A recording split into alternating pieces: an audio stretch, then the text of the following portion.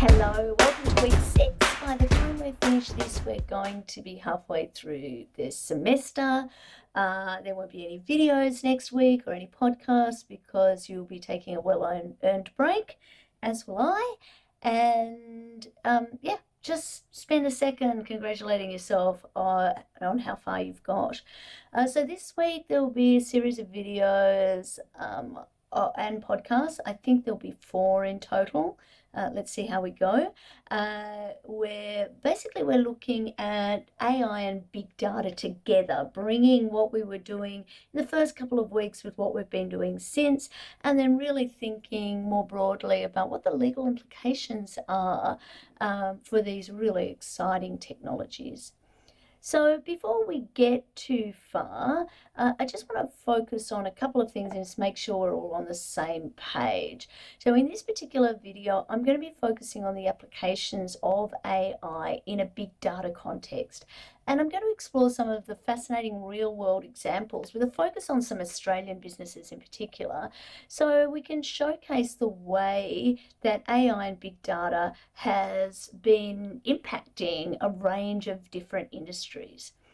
But before we go too far, I think it's important that we recap the 3 main types of AI machine learning techniques that we've learned about so far in previous weeks.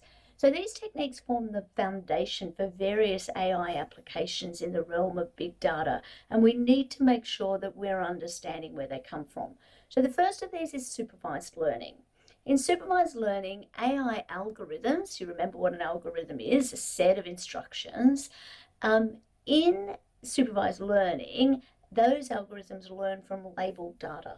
The algorithm is provided with a set of input-output pairs where the correct output is provided for each input.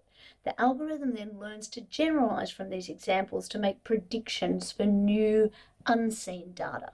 So let me give you an example.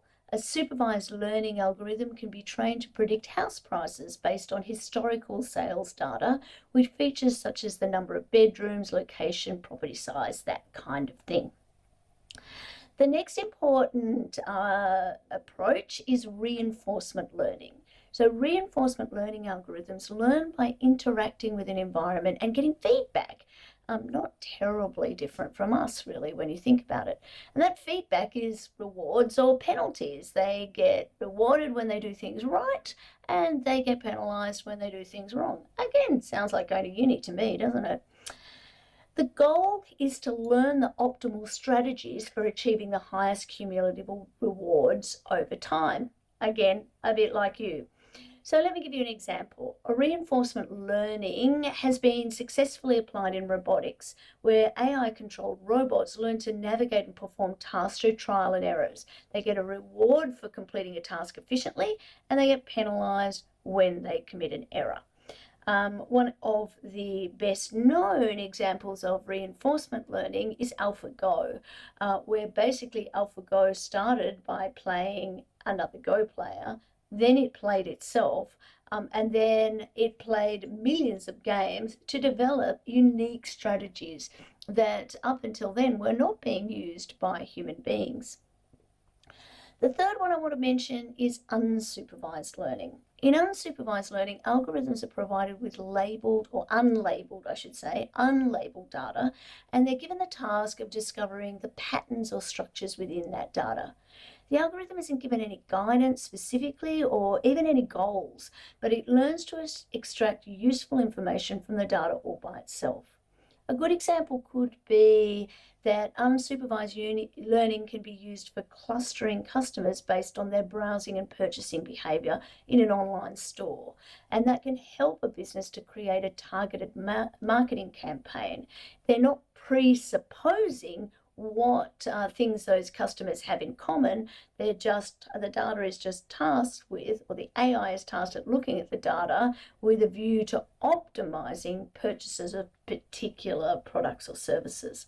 And similar techniques are being used in diagnostics, medical diagnostics as well. So what we're going to do now is we're going to dive into the world of AI and big data, and I am hoping to share some really interesting examples from Australian businesses. AI and big data are transforming the way that we live and work. By understanding the applications, I'm hoping that we can start thinking about the potential for these technologies, and we can better analyse the legal and ethical considerations that are going to arise inevitably as these technologies are being used in digital business. AI has become increasingly prevalent in our daily lives. It improves a range of aspects of how we interact with technologies and the world around us. As a consequence, AI has found its way into so many different industries, from healthcare and finance to entertainment and, of course, ubiquitously, retail. So there are examples of AI in your everyday life all around you. Personalized online shopping experiences, whether it's eBay or Amazon, or actually deciding what you're going to listen to that you might like function is driven by AI.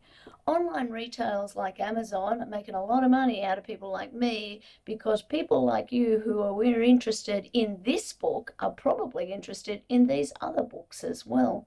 You might have noticed, actually, if you're doing any research in the library, it's similar type of AI in the library's technology. It's basically saying, if you're interested in this article, maybe this other article will be of interest to you too. So these algorithms analyze browsing and purchase history, they create personalized product recommendations, and they cater to your interests.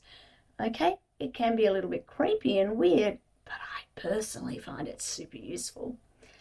Virtual assistants, Siri, Alexa, Google, Bixby, all of these utilize AI to understand and to respond to voice controls, to help users with tasks like setting good reminders, answering questions, or controlling smart home devices. I think I mentioned in an earlier video, we recently purchased a fridge. Can go in and talk to it, and suddenly it puts on Radio National for me in the morning. I'm sure it would recommend something way more funky for you guys. And of course, social media. AI plays such a large role in how social media platforms like TikTok, Facebook, Instagram curate the moments that we interact with. By analyzing interactions, the platforms can customize your feed to show you more of the content that you're likely to enjoy, meaning you'll stick on it longer, which means they can sell more and more product. TikTok's algorithm is unbelievably successful. And again, while we don't know a lot that sits behind it, it's most likely using an unsupervised data collection process to find its own patterns about the way that we interact with the world and what it is that we'll find useful.